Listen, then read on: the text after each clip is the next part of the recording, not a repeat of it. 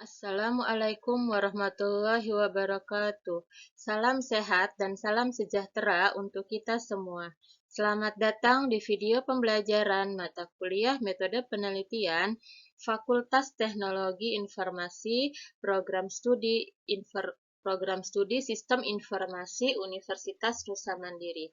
Kali ini kita masuk ke pertemuan kedua yang membahas tentang paradigma penelitian. Diawali dengan penelitian kuantitatif. Penelitian kuantitatif merupakan penelitian yang memiliki dasar menggunakan pendekatan deduktif-induktif. Metode kuantitatif digunakan dalam suatu penelitian apabila masalah yang merupakan titik tolak penelitiannya sudah jelas, penelitian ingin mendapat informasi luas dari suatu populasi, ingin diketahui pengaruh perilaku tertentu terhadap yang lain. Peneliti bermaksud menguji hipotesis penelitian. Peneliti ingin mendapat data akurat berdasarkan fenomena empiris dan dapat diukur. Lalu ingin menguji adanya keraguan validitas pengetahuan, teori, dan produk tertentu. Selanjutnya, di sini ada gambar penggunaan logika untuk merumuskan hipotesis. Diawali dengan adanya sumber masalah, baik berupa empiris dan teoritis, lalu dibuat rumusan masalah. Dari rumusan masalah dibagi menjadi konsep dan teori yang relevan dan penemuan yang relevan. Berdasarkan konsep dan teori serta penemuan yang relevan, maka diadakan pengajuan hipotesis. Nah, kalau sudah ada pengajuan hipotesisnya yang menyatakan paradigma hubungan antar variabel, langkah selanjutnya adalah memilih strategi pendekatan ilmiah, lalu menyusun instrumen penelitian, hingga mengumpulkan atau menganalisa temuan yang ada sampai dibuat sebuah kesimpulan penelitian. Untuk merumuskan hipotesis penelitian, peneliti harus menemukan sumber masalah, bisa secara empiris atau teoritis. Kemudian, membuat rumusan masalah penelitian. Membuat rumusan masalah dapat dibagi menjadi dua, yaitu konsep dan teori yang relevan dengan cara membaca dan berpikir, lalu penemuan yang relevan dengan cara membaca hasil penelitian. Ya, membaca hasil penelitian ini kita bisa mendapatkan referensi dari artikel ilmiah. Ya, lalu pengajuan hipotesis dengan dua cara. Yang pertama adalah prinsip deduktif dan yang kedua dengan prinsip reduksi. Pengajuan hipotesis ini akan menghasilkan paradigma hubungan antar variabel dengan hasil menyusun instrumen penelitian dan metode strategi pendekatan penelitian. Mengumpulkan dan menganalisa dari data yang didapat akan didapatkan penemuan dengan berkorelasi dengan pengajuan hipotesis sampai menghasilkan kesimpulan penelitian. Menurut Hamdi dan Bahrudin, tujuan dari perencanaan penelitian untuk memunculkan hasil yang kredibel, akurat, dan keabsahan dari data. Untuk itu, rancangan penelitian yang baik memberikan jawaban yang kredibel suatu pertanyaan. Jika terdapat kesalahan yang disengaja, akan mengurangi kredibilitas hasil yang didapat. Lalu ini adalah proses penelitian kuantitatif, ya. Dimulai dengan adanya rumusan masalah, lalu ada landasan teori, lalu perumusan hipotesis, dilanjutkan dengan pengumpulan data. Dari pengumpulan data ini kita ambil populasi dan sampel, lalu pengembangan instrumen. Ya, dari pengembangan instrumen kita adakan uji hipotesis. Nah, kalau sudah datanya dikumpulkan dan kita mendapatkan data tersebut, kita analisa datanya, lalu ada kesimpulan dan saran. Sumber-sumber variabel penelitian kuantitatif. Variabel adalah segala sesuatu yang berbentuk apa saja yang ditetapkan oleh peneliti untuk dipelajari, sehingga diperoleh informasi tentang hal tersebut kemudian ditarik kesimpulannya. Menurut Sugiono tahun 2015. Lalu ada 5 variabel yang dikemukakan oleh Sugiono. Yang pertama adalah variabel independen. Variabel independen disebut juga variabel bebas atau variabel X. Nah, apa variabel independen? Nah, dia adalah variabel yang mempengaruhi atau menjadi sebab atas terjadinya perubahan atau timbulnya variabel terikat. Selanjutnya adalah variabel dependen. Variabel dependen atau variabel terikat adalah variabel yang dipengaruhi atau yang menjadi akibat karena adanya variabel bebas. Contoh variabel bebas adalah motivasi belajar. Lalu variabel terikatnya adalah nilai mahasiswa. Nah, dua variabel itu saling berkaitan. Ya, jadi motivasi belajar siswa akan mempengaruhi nilai mahasiswa. Lalu selanjutnya adalah variabel moderator. Variabel moderator adalah variabel yang mempengaruhi arah dan atau kekuatan hubungan antara variabel bebas dan variabel terikat. Contoh dari variabel moderator di sini adalah terkait dengan variabel bebas dan variabel terikat tadi. Contoh variabel moderatornya adalah sarana dan prasarana, karena dapat memperkuat dan memperlemah pengaruh motivasi belajar terhadap nilai siswa. Misalnya, ada mahasiswa yang motivasi belajarnya tinggi tetapi dan sarana dan prasarananya tidak memadai, maka bisa jadi nilainya jadi rendah. Lalu, variabel interventing adalah sebuah faktor yang secara teoritis mempengaruhi fenomena yang sedang diteliti. Akan tetapi, tidak dapat dilihat, diukur, dan dimanipulasi. Contohnya adalah kebiasaan belajar siswa. Lalu variabel kontrol sebagai variabel yang dikendalikan atau dibuat konstan sehingga pengaruh variabel bebas terhadap variabel terikat tidak dipengaruhi oleh faktor luar yang tidak diteliti. Contohnya adalah mata kuliahnya, lingkungan belajar mahasiswa. Itu adalah contoh dari beberapa variabel yang dikemukakan oleh Sugiono. Selanjutnya, penerapan variabel dalam suatu penelitian tergantung dari desain penelitian yang dibuat oleh peneliti. Variabel penelitian eksperimen dengan menggunakan variabel kriterium dan variabel perlakuan. Penelitian dengan desain survei menggunakan analisis jalur atau path analisis, jenis variabel yang digunakan variabel mempengaruhi eksogen dan variabel yang dipengaruhi adalah disebut endogen.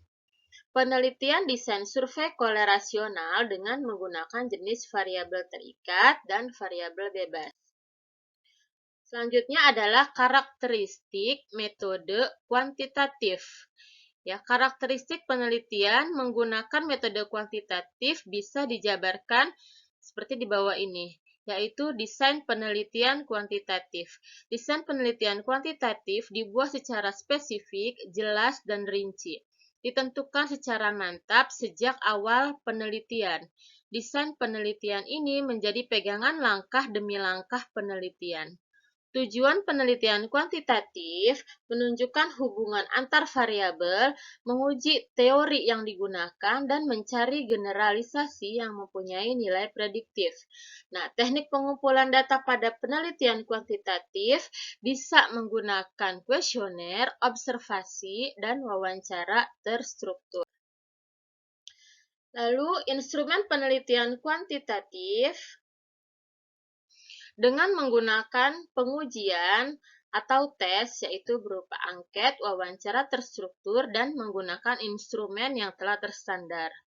Data penelitian kuantitatif, hasil pengukuran variabel yang dioperasikan dengan menggunakan instrumen.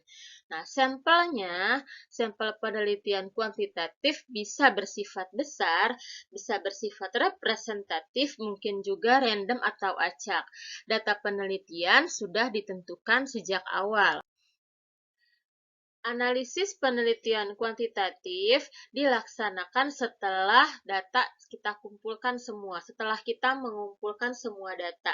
Analisis yang dilakukan bersifat deduktif, menggunakan statistik untuk melakukan pengujian hipotesis. Lalu hubungan dengan responden dibuat secara berjarak, bahkan sering tanpa kontak supaya lebih objektif. Dalam hal penelitian, kedudukan penelitian lebih tinggi daripada responden. Jangka pendek penelitian dan hipotesis dapat dibuktikan. Lalu, usulan desain penelitian kuantitatif luas dan rinci. Literatur yang berhubungan dengan masalah penelitian menjadi pegangan, langkah-langkah prosedur yang spesifik dan rinci, masalah dirumuskan secara spesifik dan jelas. Begitu juga hipotesis dirumuskan secara jelas. Usulan desain ditulis secara rinci dan jelas sebelum terjun ke lapangan. Kapan penelitian dianggap selesai? Ya, penelitian dianggap selesai jika semua kegiatan yang sudah direncanakan bisa kita selesaikan dengan baik.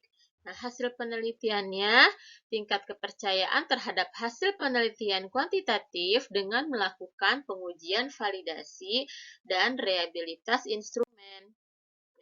Selanjutnya, kalau tadi kita sudah membahas penelitian kuantitatif, berikutnya adalah penelitian kualitatif. Penelitian kualitatif bersifat deskriptif, cenderung menggunakan analisa dengan pendekatan induktif, proses dan makna lebih ditonjolkan. Ya, kalau pendekatan induktif berarti mengembangkan ilmu yang didasarkan atas fakta atau pengalaman. Nah, ciri penelitian kualitatif, laporan penelitian tersusun dalam bentuk narasi yang bersifat kreatif dan mendalam yang penuh nilai otentik.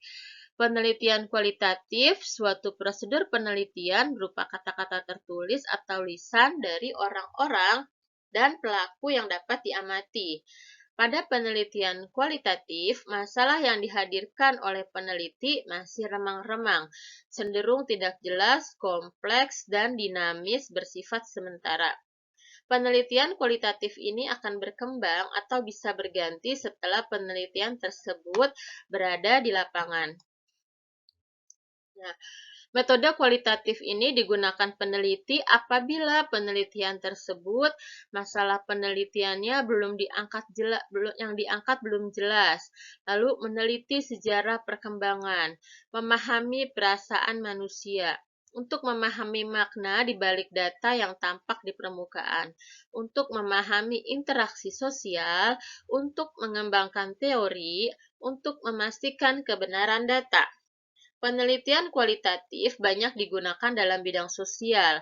Lalu hasil penelitian kualitatif tidak diperoleh melalui prosedur statistika, akan tetapi menggunakan pengumpulan data, analisis, kemudian diinterpretasikan. Macam-macam analisis data kualitatif. Ya, ada analisis domain. Pada analisis domain memperoleh gambaran umum secara menyeluruh tentang objek penelitian, situasi sosial, ditemukan berbagai domain atau kategori dengan pernyataan grand dan miniatur. Penelitian menetapkan domain sebagai pijakan penelitian selanjutnya. Makin banyak domain yang dipilih, semakin banyak waktu diperlukan untuk penelitian. Lalu ada analisis taksonomi. Domain yang dipilih selanjutnya dijabarkan menjadi lebih rinci untuk mengetahui struktur internalnya dilakukan dengan observasi terfokus.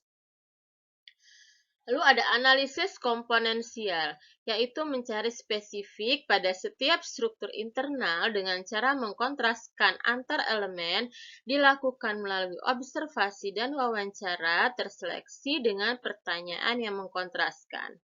Analisis tema struktural mencari hubungan di antara domain dan bagaimana hubungan dengan keseluruhan dan dinyatakan ke dalam tema atau judul penelitian.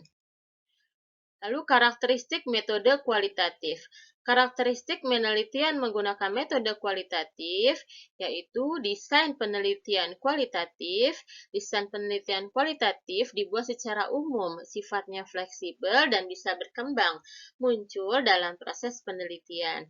Nah, tujuan penelitian kualitatif adalah menemukan pola hubungan yang sifatnya interaktif, menemukan teori, menggambarkan realitas yang kompleks, dan memperoleh pemahaman data. Teknik pengumpulan data pada penelitian kualitatif dengan menggunakan partisipan observation, in-depth interview, dokumentasi, dan triangulasi. Instrumen penelitian kualitatif dengan menggunakan peneliti sebagai instrumen, buku catatan, tape recorder, kamera, handycam, dan lain-lain. Data penelitian yang digunakan, data deskriptif kualitatif, dokumen pribadi, catatan lapangan, ucapan, dan tindakan responden, dokumen, dan lain-lain. Sampel penelitian kualitatif dapat bersifat kecil, tidak representatif, purposif, snowball, berkembang selama proses penelitian. Analisis penelitian kualitatif dilaksanakan terus-menerus sejak awal sampai akhir penelitian, bersifat induktif. Analisisnya juga mencari pola, model, tema, teori. Nah, hubungannya dengan responden. Hubungan dengan responden bersifat empati, akrab supaya memperoleh pemahaman mendalam. Kedudukan antara peneliti dan responden kedudukannya sama, bahkan sebagai guru dan konsultan. Jangka penelitian lama sampai data jenuh dapat ditemukan hipotesis atau teori. Usulan desain penelitian kualitatif singkat, umum, dan bersifat sementara. Literatur yang digunakan pun bersifat sementara, tidak menjadi pegangan utama. Prosedur bersifat umum, masalah penelitian bersifat sementara, dan akan ditemukan setelah studi pendahuluan. Hipotesis tidak dirumuskan karena menemukan hipotesis. Fokus penelitian ditetapkan setelah diperoleh data awal dan data lapangan. Jadi, kalau penelitian kualitatif, hipotesisnya tidak dirumuskan terlebih dahulu. Kalau tadi kan penelitian kuantitatif, hipotesisnya sudah ada di awal ya. Nah, kapan penelitian dianggap selesai? Penelitian kualitatif dianggap selesai setelah tidak ada data yang dianggap baru atau jenuh. Nah, hasil penelitian, tingkat kepercayaan terhadap hasil penelitian kualitatif dengan melakukan pengujian kredibilitas, dependabilitas, proses, dan hasil penelitian. Terima kasih.